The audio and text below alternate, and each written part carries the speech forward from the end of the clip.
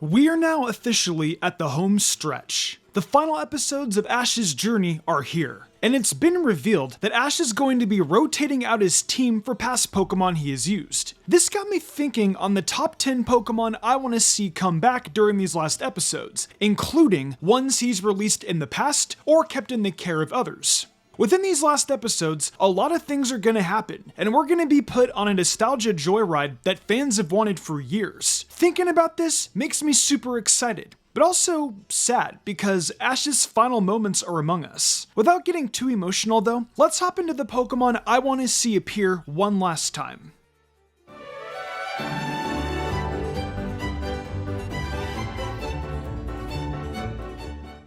Okay. Without a doubt, we will see Charizard and Infernape. I think everyone and their brother wants to see these two Mons because of how popular they are and how much of an impact they had on Ash's journey overall. Think about it. Both Pokemon have crazy backstories and are two of Ash's biggest stars.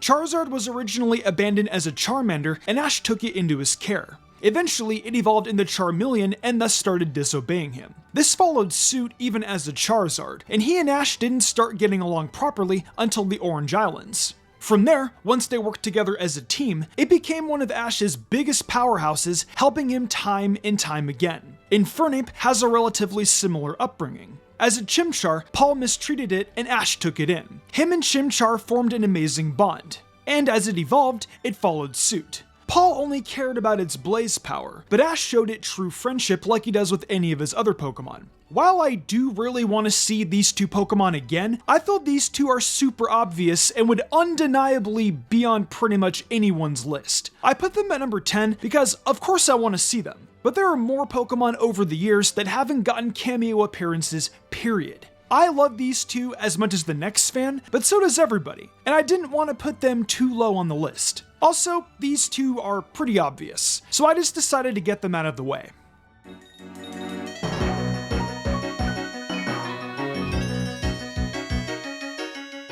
Up next is Ash Greninja. Yes, we did see it appear in Journeys, but I felt that wasn't enough. Even though I do love how Greninja provided that mentor role for Lucario and demonstrated its badass power, I still want some closure, and I want another mini Kalos arc where he and Greninja work together to stop some trouble. Just please no more X and Y vines. Ash Greninja is easily one of Ash's most powerful and most popular Pokemon, and there should have been a rematch between him and Alon during the Masters 8, but I've already had my gripes about that. This is redemption time, and I want a proper Ash Greninja episode.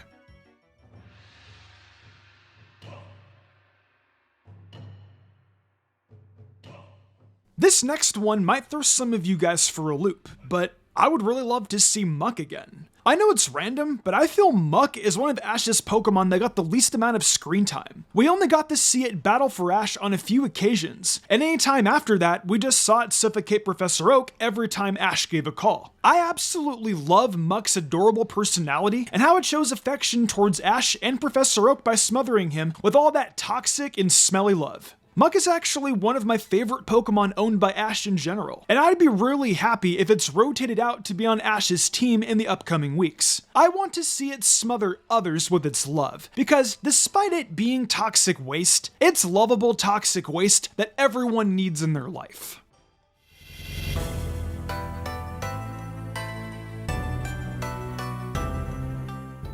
Up at number 7 is a big nostalgia trip for everyone, being Lapras. We haven't seen Lapras in years. The last time I believe we saw it was during the last arc of Master Quest. Lapras originally made its debut during the very first episodes of the Orange Islands arc, where it was being attacked by 3 boys and Ash and crew came to its rescue.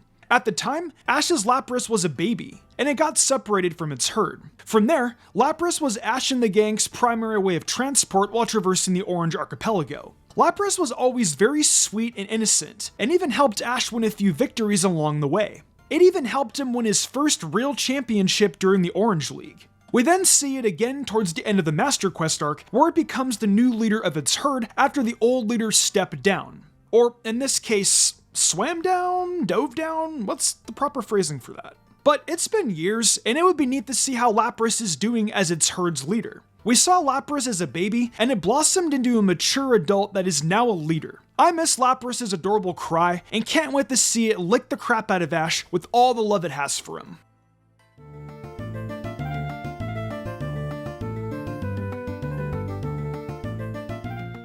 Wrapping up the first half of the list is probably one of Ash's most underrated and underutilized Pokemon, being his Gibble. Dude.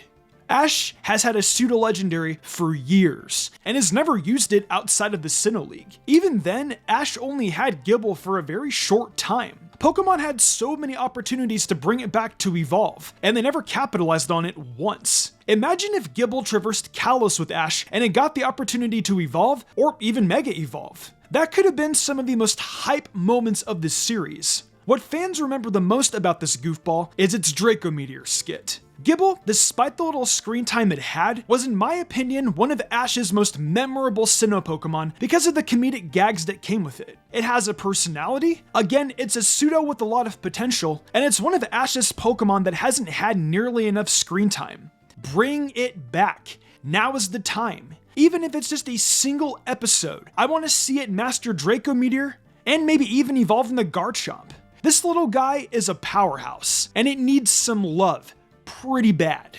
Hey y'all, if you want to support me further, I have other channels as well. Mystic Umbreon Shorts, where we do other exclusive Pokemon content there. Mystic Reads, where I read stories and anime fanfics, including Pokemon. And Arion, my new streaming channel where I play a variety of games. You can find links for all three of these channels in the description below and the iCard above.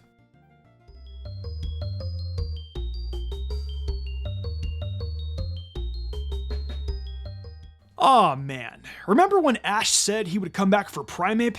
Yeah, me too. It's been 25 years and he still hasn't done it. Yet. Now is the time. We're in the final stretch of Ash's journey, and it's time to head back to the pre-1 Grand Prix champ to pick this dude up. By now, Primeape is probably stacked. Look at how strong Gliscor got in the short time it was gone. Primeape is probably a world champion fighting type and is probably kicking ass everywhere it goes. At this point now, I wouldn't even say Ash is Primeape's trainer anymore. Obviously not. He only had it for a few episodes, and the majority of the time, it's been with Anthony. Anthony is Primeape's trainer. If we could get an episode where Primeape is fighting in a tournament, and even just have Ash check up on it, that would be enough closure to me. The book could then finally close.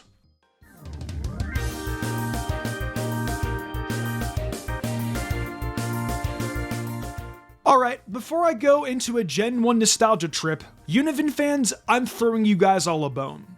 Ash's Univen Pokemon to me are the most underrated of all of Ash's Pokemon, and every single one of them needs to make one last appearance. Leavanny, Scraggy, Snivy, Shades, Pignite, all of them. Heck, even Unpheasant. Univa is the gen that gets the most flack, but all of Ash's Pokemon there all have their own unique personalities. I feel most of these guys got shafted, like I said, even Unpheasant. I would love to see them again. I've always given the Univen anime flack, but I did love the Pokemon he captured there. They all deserve a chance to come back, so I'm dedicating this entire 4th slot to all of Ash's Univen Pokemon. Please show them some love.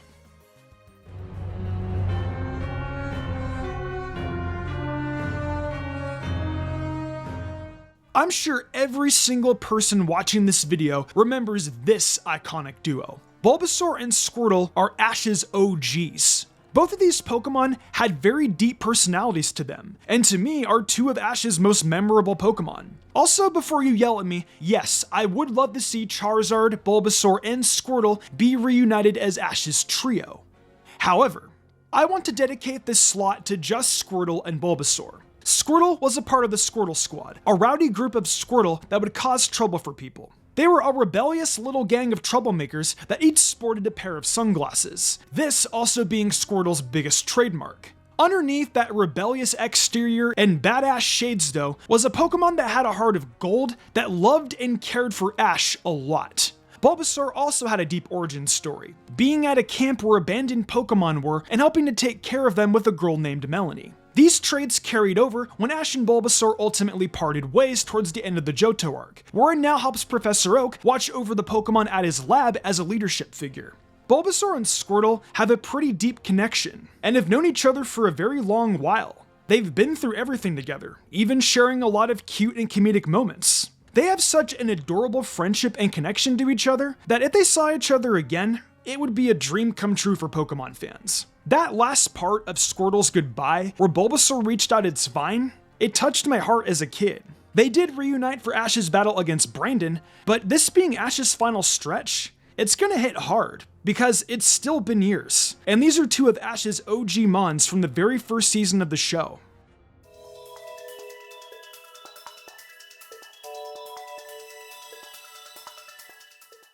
At the penultimate spot is another Pokemon Ash said he would go back for, but unfortunately didn't. This Pokemon is Pidgeot. Pidgeotto was the second Pokemon Ash ever captured, and despite its lack of battles in the first season, it still made an impact on a lot of Pokemon fans, including myself. Pidgeotto evolved into Pidgeot towards the end of the Indigo series, in heat of helping some Pidgey and Pidgeotto fight against the Fearow and its flock of Spearow. The Fearow and its flock were pretty big bullies to these Pidgeot pre-evos, and they needed a leader. Ash's Pidgeotto helped drive this enemy flock out, and after evolving into Pidgeot, it stepped up as their leader. Since then, we haven't seen Pidgeot at all, and fans have been wanting to see this Gen 1 bird for years now. With these last episodes, now it's time for Ash to go reunite with it.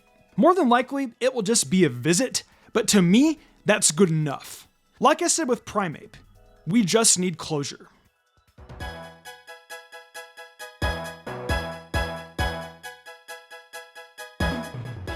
And at the number 1 spot is of course Ash's first ever caught Pokemon being Butterfree. Caterpie was Ash's first ever caught Pokemon found in the Viridian Forest. He being the first is iconic in its own right. Not to mention it was Ash's first Pokemon to ever evolve too. It evolved into Metapod and then into Butterfree all at the very beginning of the series. It helped Ash out a little bit against Misty for his Cascade badge, but after that, it's not really notable for doing a lot. Eventually, Ash said his goodbyes as Butterfree fell in love with the pink Butterfree that we all remember. We had an iconic goodbye with a montage of the original theme song of all of its best moments. Despite the short time it had, fans loved it, including myself. In the Best Wishes series, there was an episode where Ash helped a Caterpie evolve into a Butterfree, and it was a bit of a nostalgia trip if you were an original watcher of the OG series. It was a way of referencing Butterfree without seeing it. Well, since we're now in the final stretch, it's time to be reunited. It's time for all of us to cry and to see the baby Caterpie these two have had together. This was a very important moment for me in my childhood, and after 25 years, I'm ready to be reunited with our bug-type friend. Well, those are the top 10 Pokemon I want to see in the last episode of Ash Ketchum's adventures. I think we can agree on at least some of these, but if there were some Pokemon on the list that didn't make it, please let me know in the comment section below. What Pokemon of Ash's would you like to see and why? Share with me down below and let's go on this nostalgia trip together. We're finally here in 2023, and I'm super excited for what this year has to offer us. There's potential DLC for Scarlet and Violet on the horizon, and who knows just what else Game Freak may have up their sleeves. It's gonna be really exciting times coming up for a Pokemon fan. If you're interested in more Mystic content, check out my TikTok and Mystic Umbreon Shorts YouTube channel. I've got a really fun series starting up there very soon, and of course, have a weekly edition of my Should You Use series focusing on Pokemon in Scarlet and Violet. Also, if you're into fanfictions and what ifs, check out Mystic Reads. I offer a ton of creative spoken word content on there, so come join me. Thanks again for joining me today, and I'll see you all next time.